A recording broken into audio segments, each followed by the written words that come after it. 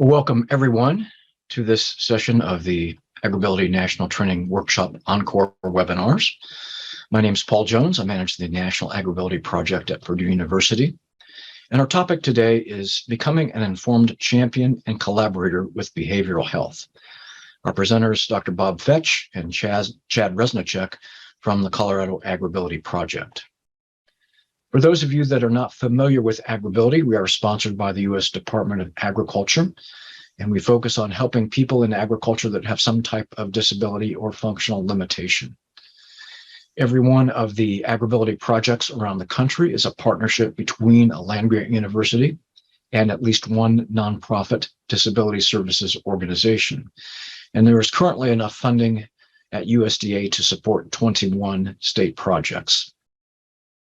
There's also one national AgrAbility project. Again, that's here at Purdue University through the Breaking New Ground Resource Center. And our partners on that national project include Goodwill of the Finger Lakes, Osteoarthritis Action Alliance, AgriSafe Network, Colorado State University, and Washington State University.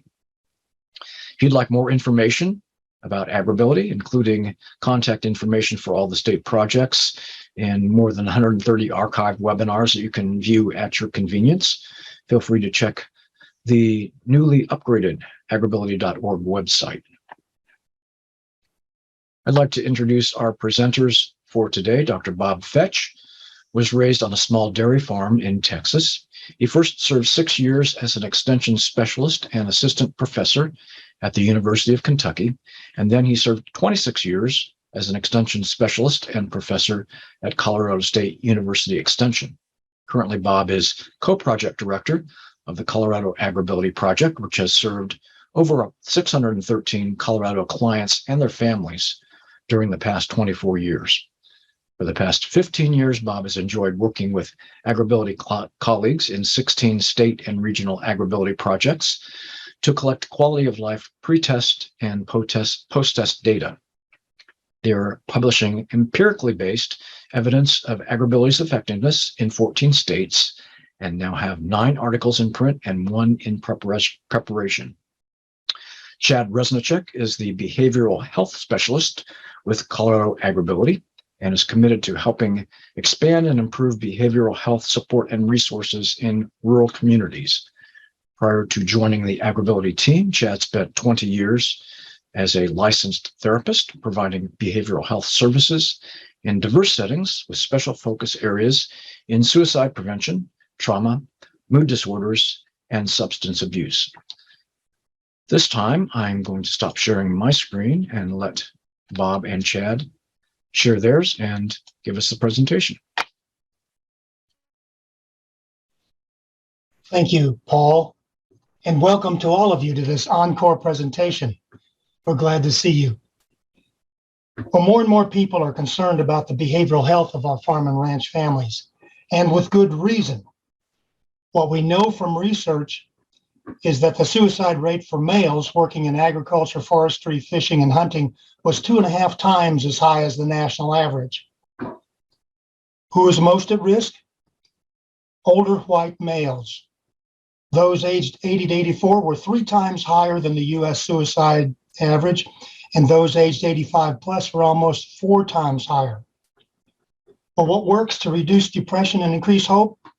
AgrAbility does.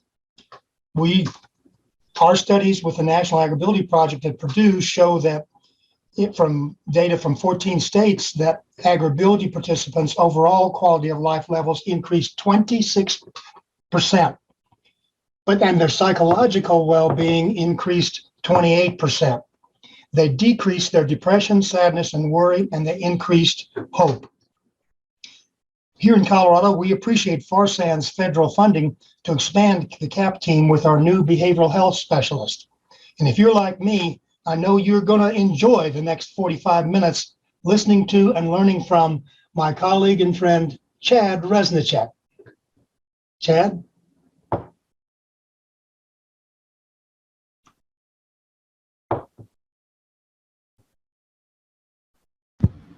Thank you, Bob, and happy Thursday to everyone. We appreciate you taking some time today to join us for this topic. Bob gave you a little bit of a background there for us. our 3-year mission with behavioral health focus for Colorado AgrAbility project is to expand and improve behavioral health support for farmers, ranchers, and their families throughout the Western region. AgrAbility, and I know Colorado AgrAbility specifically, has focused on behavioral health prior to the development of this position. And I don't want to take anything away from that. There's been a lot of work to support the holistic needs of our farmers, ranchers, and their family members throughout the 24-year history in Colorado. And we've been fortunate to be able to now really focus specifically on behavioral health as kind of its own element that also needs some additional addressing. Not sure. Apologize, my screen doesn't want to advance there for a second. Okay, so what we've looked at in terms of how do we improve behavioral health networks, specifically in our rural communities and specifically for those involved in agriculture.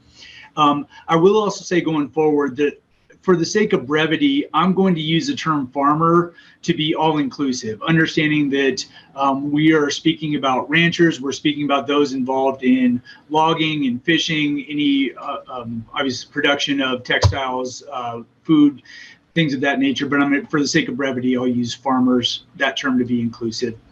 And what we've looked at in terms of trying to evaluate behavioral health for farmers is these 4 areas, or the 4 A's, and this is relatively typical ways of evaluating rollout of services in communities. So we look at accessibility, awareness, affordability, and acceptability. For anyone involved in this topic, we know that one of the big things we're struggling to overcome on a pretty consistent basis is stigma. And stigma is, there's definitions up there, but I like the archaic one about it's a scar left by a hot iron. It's a mark of shame. It's something that says this is something that we need to kind of keep under wraps, that if I put this out in the open, people may see me from a negative light, and it may put my inclusion into my group at risk. And so historically, something that's been stigmatized is something we need to kind of keep covered up. So ultimately what we know is that one of the best ways to overcome stigma is simply through awareness. So we try to seek every opportunity we can to share information, promote resources, and increase behavioral health literacy. There's a great study published in the Journal of Rural Mental Health that investigated barriers to help seeking. And what they found was that knowledge of mental illness emerged as the only significant predictor of and was positively associated with their willingness to seek psychological help. What this means is the more that people have some awareness of behavioral health, of concerns, of anxiety, of stress responses, the more likely they are to seek out help. So something that all of us can do regardless of our role is simply to have the conversations about how are you feeling? How are you doing? How are you managing all the things you've got on your plate? And being able to speak to, if we come across good resources, being able to put that out there. So really want to stress the importance of just having the conversations as one of the ways of overcoming that barrier. I'm not going to take a lot of time today to talk about those specific stressors that we know are common to agriculture. There's already a ton of great information out there. Quickly to go through a couple of them.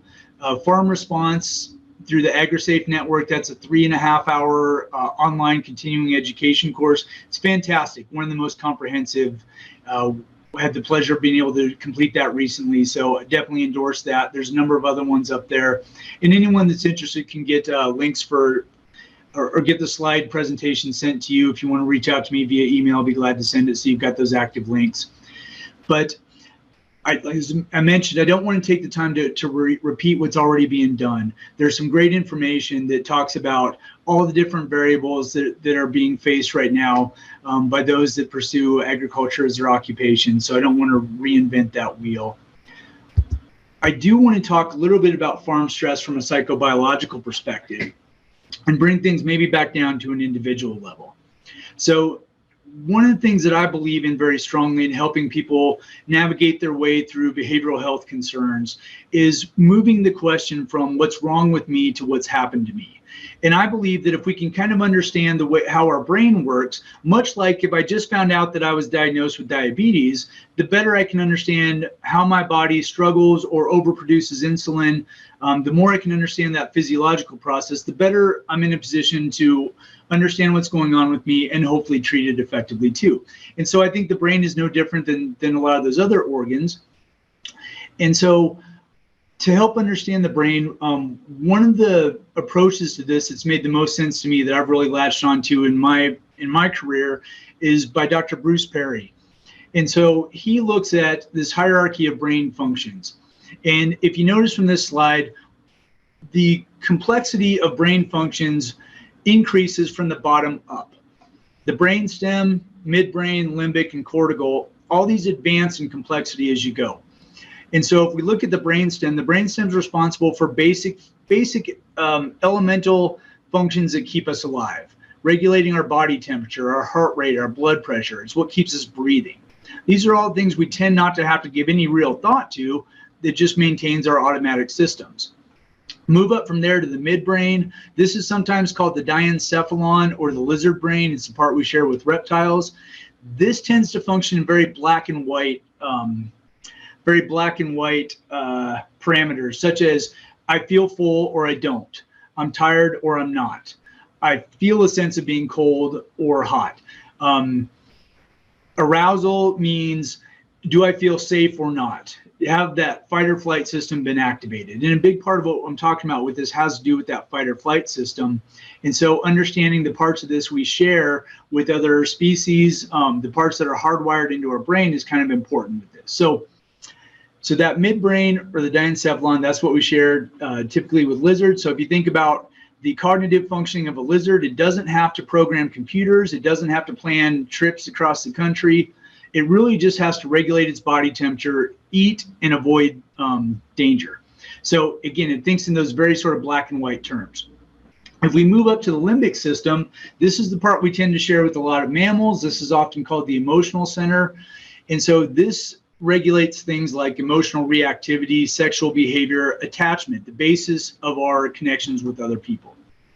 And then moving up from that into the neocortex or the cortical region, this is the part that really makes us uniquely human. This is the part that allows us to have concrete thought, abstract thought, the ability to plan for the future, to weigh out pros and cons, and to engage in all the creative problem solving that's really allowed us to be able to make the advances we have as a species. Now, Dr. Bruce Perry describes us as a species as slow, naked, and weak. We don't have big claws, we don't have big fangs, we're not all that fast. And so what sort of survival adaptations do we have to help us as a species? There's two of them. The one I'm going to speak to right now is fight or flight. So I want to kind of anchor this pyramid of the brain in our awareness and understanding that complexity from bottom to top. So in terms of fight or flight, one of the things that's been adapted to help us to survive. If we understand this brain from this perspective, what I'd like to call our attention to is that the majority of the time we've spent on this planet as a species has been in small hunter-gatherer societies. And so our brains have really evolved to help us in that respect. So imagine, I can't see right now, but I think there were 24 participants in this call just a minute ago. So imagine us 24 people represent elements of our tribe. We all live in the same village. We're right on the edge of the forest. And let's say a bunch of us go out to go hunting in the forest. The hope is we're going to get a wild boar, maybe have a barbecue tonight at our village, be able to be well fed for a little bit. So we're out on this trail in the forest, and I happen to get bit by a blue snake. This blue snake happens to be poisonous. I have to rely on the kindness of my tribe to help carry me back to the village. We'll say the medicine woman there fixes me up. In about 2 weeks, I'm kind of back to normal. This has been incredibly painful. It's really kind of put a hitch in my giddy up. I haven't been able to do the normal things I've been doing to contribute to my tribe or to my family. And so 2 weeks later, I'm finally back up to par, and I head out with the hunting party again to the forest, and we get moving along, and out of the corner of my eye, I see a blue flower. So if you can imagine for a split second, what happens to my brain when I see that blue flower? if we think about that pyramid we were just talking about, the first thing that goes out the window is that higher part of the brain. Because for the sake of efficiency in the face of the survival or a life-threatening risk, or what I'm perceiving as a life-threatening risk, the first thing that goes out the window is that ability to think about the future, that advanced sort of problem solving, that weighing out of pros and cons. That goes out the window. What happens in that emotional center is that I get spiked with fear. Below this, at that brainstem level, in the split second in which my eye perceives that blue flower, of course, my brain as a whole is perceiving that as a threat. It's reminding me of that blue snake that caused this pain. And so my brainstem speeds up my heart rate. It pumps adrenaline and other chemicals that are meant to equip, I'm basically moving sucrose into my large muscle groups to prepare me to either run or have to fight off this threat. My heart rate speeds up, my vision narrows, all these things that are great biological responses to help protect me from that snake. So that survival mechanism works really well in in these sort of primitive applications, or if I'm faced with an acute threat right there in front of me, like a grizzly bear or something like that. What it does not work well with is repeated exposure to things beyond our control, such as all the different stressors that are facing those involved in agriculture right now. And the reason I want to bring this up is because if we can come to understand that these primitive ways that served us as a species on this planet, when now we're having to adapt to the fact that my brain is dealing not with this blue snake. Now my perceived stressor may be walking to the mailbox to go get my mail, knowing that I'm stacked up on bills. I'm behind on loan payments. It may be watching that next bank of clouds come over the horizon, wondering if this is going to be the one that drops a bunch of hail on my crop. It could be wondering about if this infection in my calf is something bigger that's going to be able to spread to the rest of my herd. And so all the little stressors that we know are unique to agriculture, the cumulative effect this has on the brain is one of basically creating the same impact that someone gets from PTSD or trauma. So we get conditioned over time that we're basically running on autopilot. And what this does to the brain over a long process, and what it does to the body in terms of having to deal with these stress responses and the really nasty sort of chemicals that are released through this whole process, cortisol being one of the main ones. So if we're living now in a time where we're faced with these constant stressors that are beyond our control, the brain's having a hard time differentiating between these old primitive stressors and what we've got in front of us now. So the more we can do to support people in understanding just basic ways of taking care of ourselves. I'll go back to Bruce Perry for just a second, because I mentioned he recognizes two main adaptations we've made as a species to help us to survive. One is fight or flight. And that's inherent. It's housed between our two ears. That's within each of us as individuals. But the most important thing that we've developed is our tribe. It's our sense of connection to other people. And I want to really highlight that as we go forward, because we're going to come back to that element. But if we can kind of understand that brain stress response and how that can apply to different occupations, we can't control all those different variables, all those different stressors, all the things that have become blue snakes for our agricultural providers. But if we can understand how the brain works, if we can learn to basically pump the brakes in that fight or flight response, it gives us access to that higher problem solving. The problem, of course, is that if I'm walking to the mailbox expecting those stressors, it on a smaller level, it shuts that brain down in that same kind of use-dependent fashion. So I do lose out on my ability to access my best thinking, my best problem solving, my best way of connecting with other people. So the more we can manage that, the more it keeps us in the game and keeps us with access to our best tools. So I'll go back then to those 4 A's.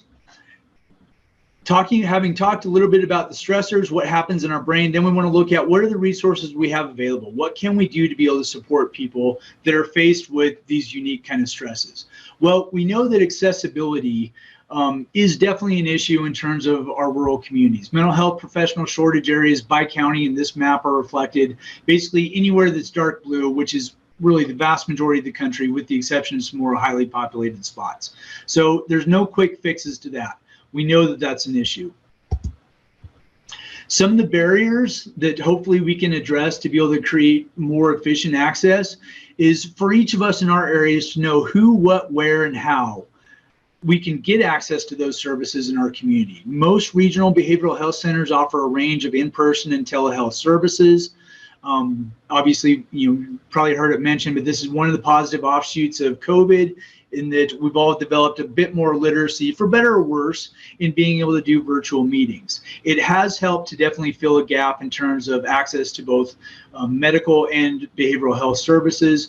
It's not flawless. Broadband access is steadily improving, but it definitely remains an issue in our more rural areas. Navigating life insurance options can be tricky. Offering support, linkage, and follow-up can make all the difference. Being able to help someone by being able to say, let's call this number versus here's a number for you to call. We definitely like to see the ability to provide more in-home services or on-the-farm care. Unfortunately, the traditional structure for kind of medical model and typical behavioral health services doesn't make that very financially feasible for a lot of behavioral health organizations or even individuals in their private practice.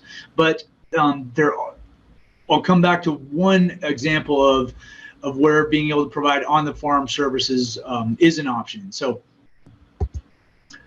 some resources to help identify services in your area. 988 just came online as of the 16th of this month. That's a fantastic way to consolidate services and make it much simpler to access through that 3-number system. 211 is another 24/7 online chat, text, phone connections, and they offer crisis intervention, but they also offer things like basic activities of daily living, maybe access to help with electric bills, things of that nature. So they're a bit more comprehensive. Farm Aid is an ag-specific resource, and they have a website in addition to the farm helpline. We are paired up with Farm Aid so that in the Western region,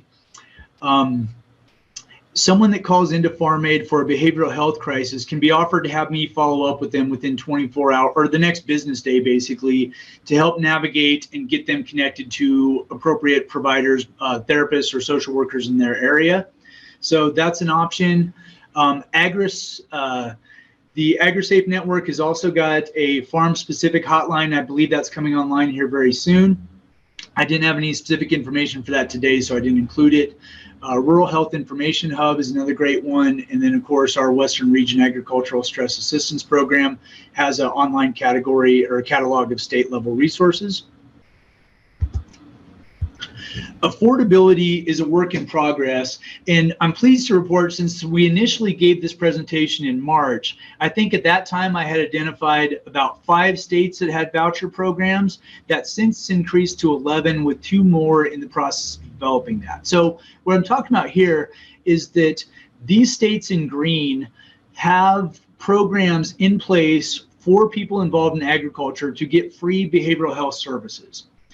Now, I've been able to talk with some representative from almost each of these states, but I'm going to talk about Colorado because I know that one a bit more, obviously have more familiarity with us. In Colorado, we have a program called the Colorado Agricultural Addiction and Mental Health Program. They have a network of, I believe, 10 or 11 providers, therapists, that have gone through agricultural competency training. They understand some of those unique stressors, and they're really dedicated to working with this specific population. So in Colorado, you could get paired up with someone for 6 free sessions that's dedicated to working with those involved in agriculture. And these other states have some variation of this as well in terms of their voucher program. Now, going back to this work with Farm Aid, to give you a quick example of what this looks like in practice and application. If I get a call from someone that's willing to seek out therapy in Colorado, within a matter of days, we can get them connected to someone. By contrast, I was working with the gentleman in New Mexico around the time that I gave this first presentation in March. So I got paired up with him following a Farm Aid call. I think it was like March 1st. And so it took us 60 some days before we actually got his intake appointment, and then another 30 before he got paired up with a therapist. I continued to check in with him weekly just to make sure he's doing okay, he's got some basic support, and now we've backed off to about contact every other week, and he's doing well. He's really persevered through the whole thing. He's taken advantage of the opportunities that are available to him. But that's a vast difference between a state that has a voucher program and one that doesn't. So a large part of that is having to navigate who would work within that insurance network, assuming they actually have insurance. And so as much as possible, we really want to support states coming online with voucher programs. The two states in yellow, Washington and Wyoming, they're in the process of developing theirs. And so at this point, we don't know of any central database to keep track of this. So through Farm Aid and our Western Region Agricultural Stress Assistance Program, we're trying to keep a running total of states that have this going. If you know of a program in your state, or you know that there's one in the development stage, please let us know so that we can keep on top of that. Acceptability is another function to take into account here. So what we want to do is promote agriculturally informed and responsive care, meaning if someone is able to get in front of a provider, we want to make sure that provider is familiar with this particular population. Again, those unique strengths and stressors that are inherent in working and making a living from the land. So want to look at how not to scare away farmers in their first session. The responsibility on the shoulders of a therapist, when you do actually get someone that comes in front of you from this population, to not scare them away in the first session is pretty huge. So obviously you're not going to recommend that they take a vacation to deal with their stress, or maybe they just skip out on their chores this morning. It's really a process of understanding how do you work with someone that where their occupation is not just one of being exposed to so many variables beyond their control. As kind of an example or a comparison, prior to taking this position about a year ago, I worked for 7 years in youth corrections, and it was a pretty tough environment. It was a maximum security, 100+ bed facility where we had kids that ran the range of their offenses from small petty crimes all the way up to murder. And it was pretty intense, and I was the clinical director there when COVID first happened, and that made things even worse. But at the end of every day, I could leave that place. I could physically leave that building and everything that entailed, separate, drive 30 minutes, get back home, and be able to reset and get on with my life. By contrast, if your house is in the middle of your operation, your farmhouse in the middle of your land, your coworkers are often your family members, it's a whole different level of involvement. And there's strengths to that. There's pros and cons to anything we engage in our human endeavors, but it's important to understand those distinctions. And so relationship problems in this population can look very different, and the work that needs to be done to be able to address that effectively is going to look very different than if we are talking about other occupations, other people in other settings. And so it's just important for providers to know those distinctions. And while most behavioral health providers in rural communities, they have to be generalists in terms of you're going to have to address a wide range of ages, of presenting problems, and so you've kind of got to be a jack of all trades. But it doesn't necessarily mean that you have a guarantee of agricultural competence or the ability to connect well in terms of clinical practice with agricultural lived experience. So towards that end, we want to be able to help out and be able to offer some resources in that area. So we've created a program called Land Logic, and Land Logic is designed for therapists, social workers in rural communities. It's meant to be a specific cultural adaptation to therapeutic techniques that we already know are evidence-based and work well. And so to go back to my clinical experience for a little bit, having worked with adolescents, sometimes in correctional settings, sometimes in residential treatment centers, sometimes working with adults or people in community settings, you have to know the culture that you're working with. It doesn't mean that I have to necessarily come from that culture, because we don't always have that luxury, but I do have to have some familiarity and be able to connect well, develop rapport, develop respect, and understand, again, some of those unique strengths and struggles within those cultures. So we had not found a lot of therapeutic techniques that have been adapted or designed specifically for work with rural communities, and even more specific for those involved in agriculture as their profession.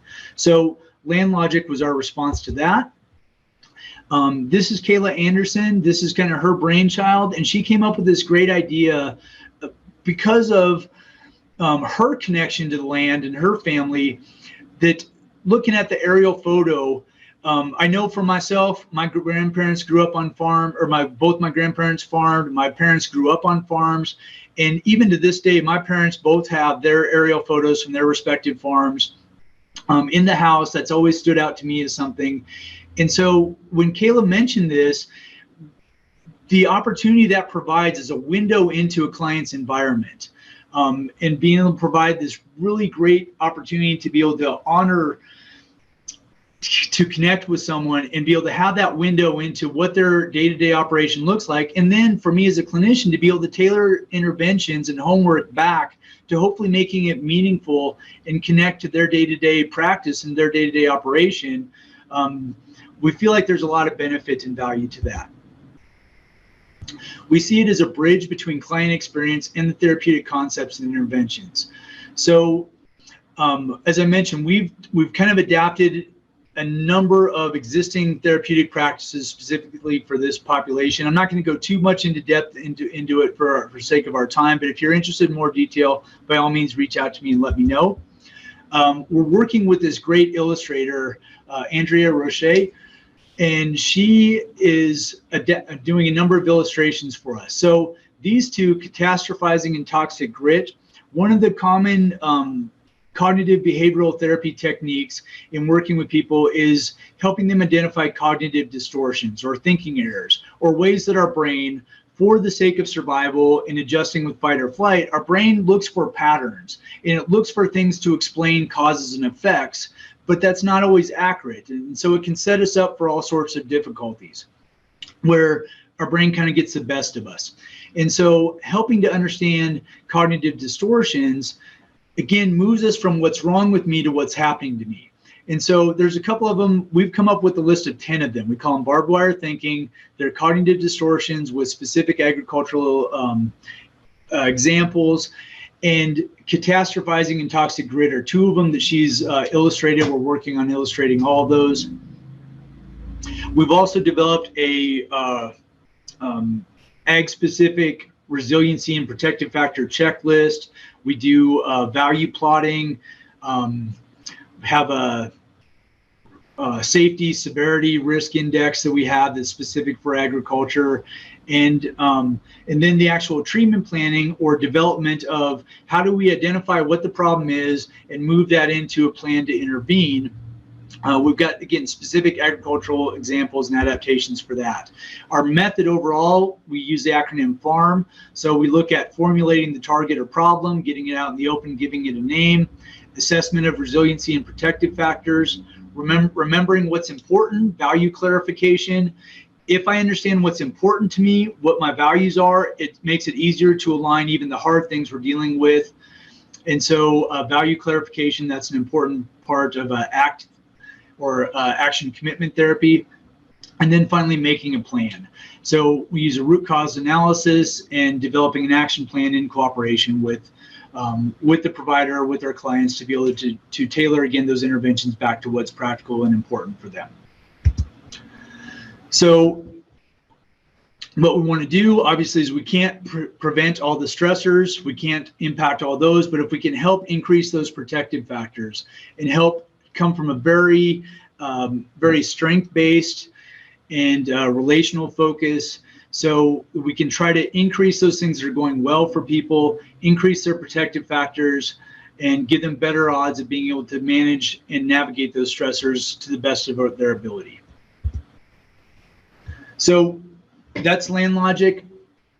I want to highlight just a couple other programs real quick in terms of hitting as many of these boxes around accessibility, awareness, affordability, and acceptability. I mentioned the Colorado Agricultural Addiction and Mental Health Program. They offer agricultural competency training for medical providers, different community stakeholders here in Colorado to, again, be able to understand those strengths and stressors within agriculture. It's based heavily on the notion of the agrarian imperative by Dr. Rosman.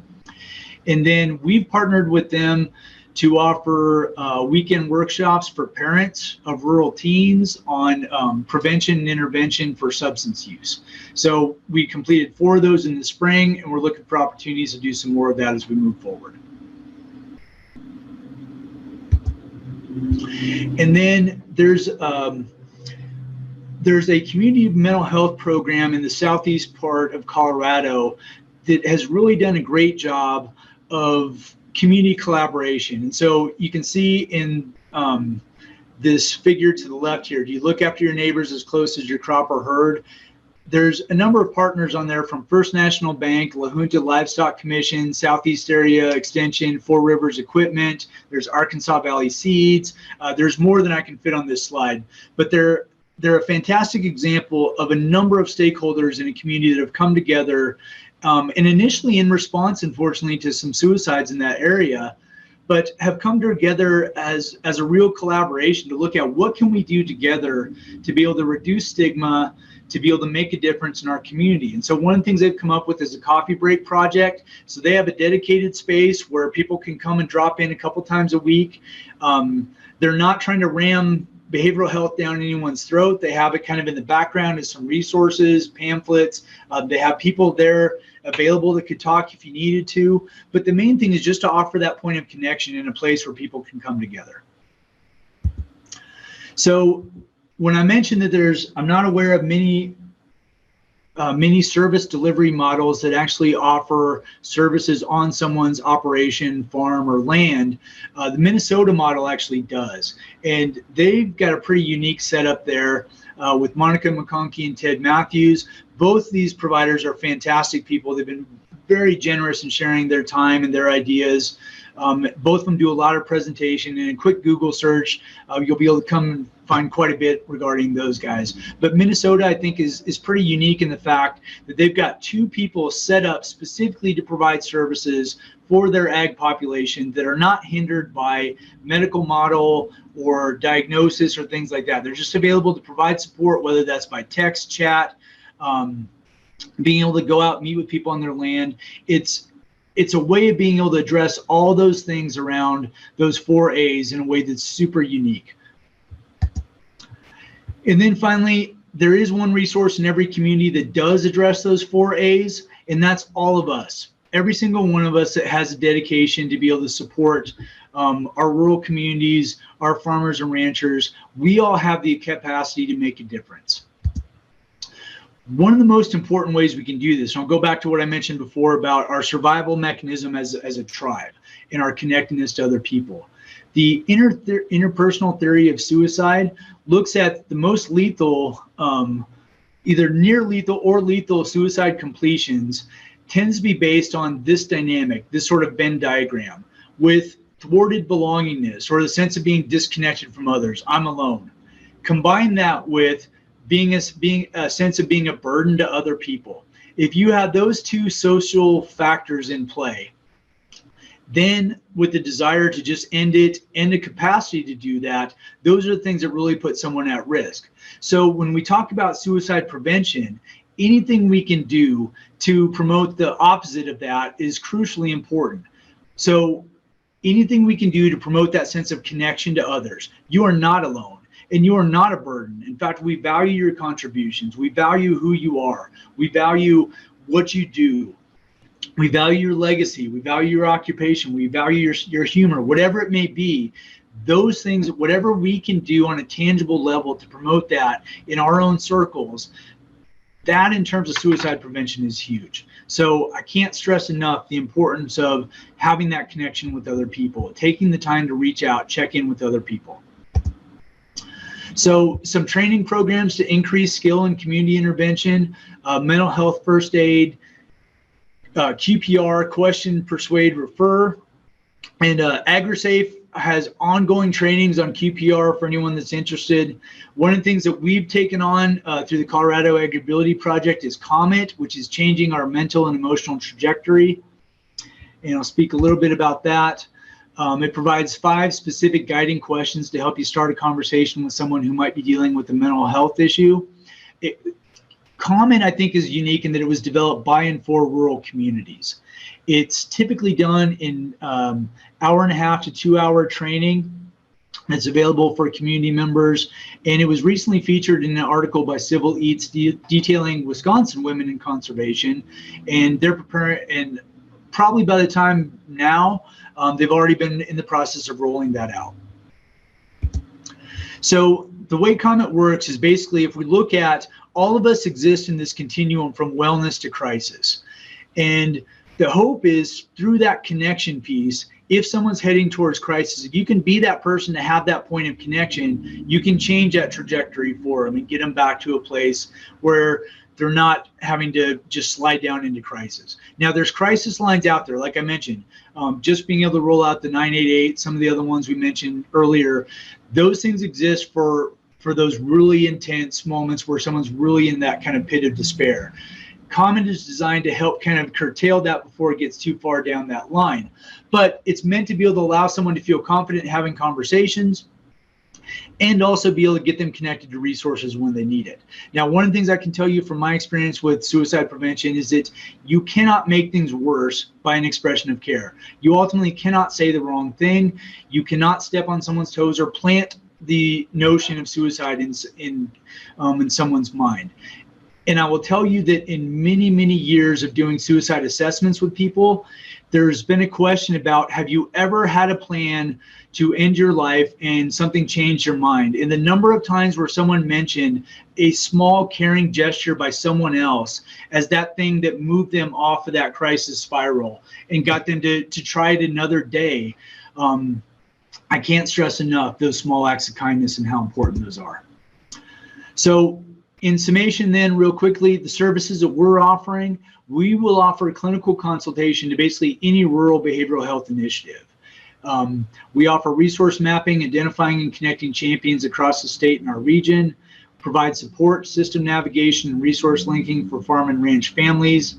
Again, the COMET training and any number of behavioral health topics, if you need any sort of community training. We do the follow-up support through crisis lines and other systems of acute engagement, and then the training for mental health providers and agriculturally responsive practices. Now, beyond here, again, if you, and we could put my email in the chat here once I finish the slideshow, so you've got that, but feel free to reach out to me if you want a copy of the slide deck, so you've got the active links.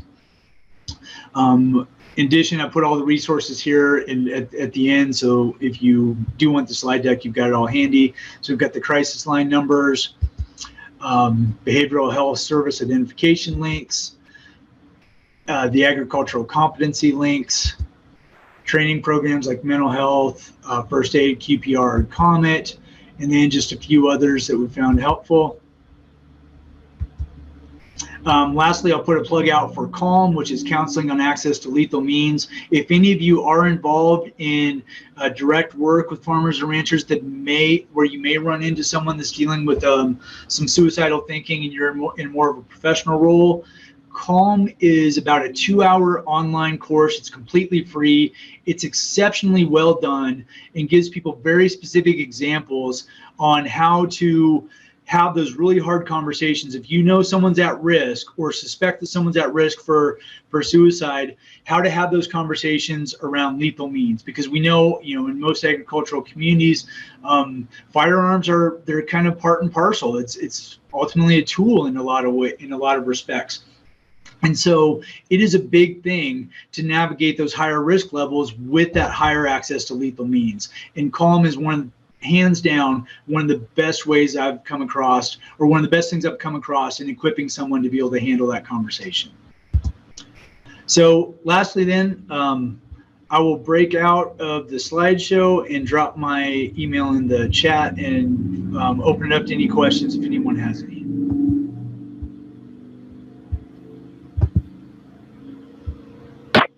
Thanks so much, Chad and Bob. for that helpful information. We do welcome you to enter any questions in the chat area. I've put the link to the survey. We would ask you to please give us feedback before you leave today on that. We did have one suggestion about resource in Wisconsin in the chat. One question, you mentioned at least one intervention in terms of helping to reduce stigma. I believe that was the coffee conversations. Do you have any other suggestions about reducing stigma in terms of visiting therapists? And do you see any of that attitude changing recently? I think, in terms of reducing stigma, the biggest thing that I keep going back to is that research around prior knowledge of mental illness is the biggest predictor for help-seeking behavior. So that just reinforces for me, the more we can talk about it, the more we can share our own experiences, share that, I've got an uncle that was really struggling. He reached out, got some help. He's super grateful for the chance super grateful that he took that risk and did that. Anything we can do to kind of normalize those conversations is hugely important. And then, the Coffee Break Project, part of what they'll do is they will have topics around soil conservation, have people come in for that, and then have these other resources in the background. And so the idea that you're going to probably have a very popular response if you set up a behavioral health fair in your rural communities and expect people to attend is not very high. But if you can partner up with other practical services being offered in those communities and just have that presence, I think is a big part of it. But I guess what gives me encouragement and hope is that even the development since March, when we initially did this, to where we are today in terms of really innovative approaches, practices, and services that are being rolled out across the country, gives me hope that this is beginning to snowball and gather some momentum, and it's going to make it easier. And if nothing else, helping that next generation to not have to carry that burden around, I can't ask for help, I've got to do this all by myself. And so again, I think the more we can normalize conversations and really get people to understand that ability to ask for help is a massive sign of strength. And the courage it takes to be able to say, yeah, I'm going to need someone else to help me with this. And it doesn't matter whether it's baling hay or getting help with my thinking. That ability to ask for help is a difference between what could potentially cause me to fall over from a heart attack at 50 versus being able to have a long, fruitful career and relationships that I can pass on to my children. So.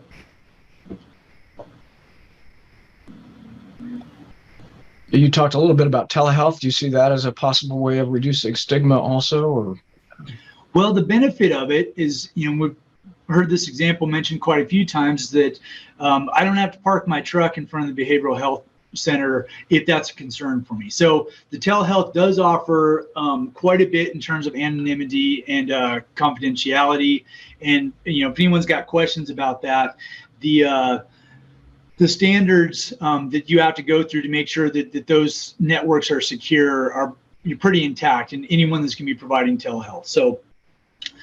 So just by virtue of that kind of discrete nature, I think that offers some benefits there too. Again, please feel free to enter questions in the chat, and if you'd like to raise your hand and ask a question verbally, you can feel free to do that. And my apologies to Wisconsin if I didn't note you guys as having a voucher program, because yours is commendable. It's been in place for a long time, and I can't remember the specifics statistically off the top of my head, but I think it's you have 60 out of 72 counties covered. That's phenomenal. That's kind of what we'd aspire to. So if I failed to highlight that, I was just trying to get that map in order right before this. My apologies, because hats off to you, Wisconsin. Great work. You mentioned the importance of the Farm Stress Network, and with the Farm Bill coming up for reauthorization, I believe next year, funding always hinges on that for programs like FARSAN. So I mentioned that partly to just raise awareness, but if either you or Bob have any insights about the prospects of Farsan in the next Farm Bill or suggestions about promoting that, please feel free to comment on that. Yeah, and actually, Bob and I were just talking about that if there's ways that we could put together some statistical backing and validation for the importance of these services. Again, just my experience in terms of the farm aid follow-up. That's one lens of it, but also looking at the number of people served. And I know, Colorado is only about a year into their program. Some of these programs, these voucher programs, are relatively new, and it takes a while to get some momentum and things generated. But I'd love to get a sense of how many people have been served in these states that are offering that. Because what a unique and rich resource. And I would love to see every state have something similar, so that basically what we end up with is like an employee assistance program for those involved in agriculture. When I worked at the state in corrections, we did have an employee assistance program. So, if you've been involved in breaking up 4 different fights, a couple of severe suicide attempts, and you're really stressed out, you could get some help that was free by people that understood what it was like to work in corrections. And to be able to have something similar that we could offer to this occupation, I think it's a duty and responsibility. So I'd love to see it happen. And anything we could do to promote that, I'm all for it. I just want to add to all that you're saying there, Chad and Paul. Has any of you on the line here with us hear about Farsan or NIFA, the funding entities, and the people who are doing the Farm Bill, updating it, being interested in behavioral health? Ask us. We'd sure like to provide, like Chad was saying, the statistical information we have in terms of how serious the problem is of stress, anger, depression, and suicidal thinking among farmers and ranchers. And as we learn it more and more about what Chad's finding in terms of not only the 11 states that have voucher programs, but also how far they're going with that. In other words, how many sessions did they get, how many people to follow through on? Because that's, besides stigma, it's another problem is the following through for 3 or more sessions. If we can intervene in all those different ways and report that to whoever's deciding whether or not Farsan should be refunded, we'd sure like to do that. And I'm sure my colleague and friend Mike Roseman has lots of good information as well. He would be an excellent resource to help people to increase funding there too. And if anybody wants basic contact information about the 4 regional Farsan Farm Stress Network centers, I've put that link to the AgrAbility.org resource page for Farsan in the chat. And Chad is working with the Western region, which includes 13 Western states and 4 territories. So we're working with them with all these things that Chad talked about today. Thank you. I'm looking through chat for extra questions. Other questions? Don't see any more at this point. So unless anybody wants to chime in right here at the end, just want to say thank you again to Chad and Bob for presenting today.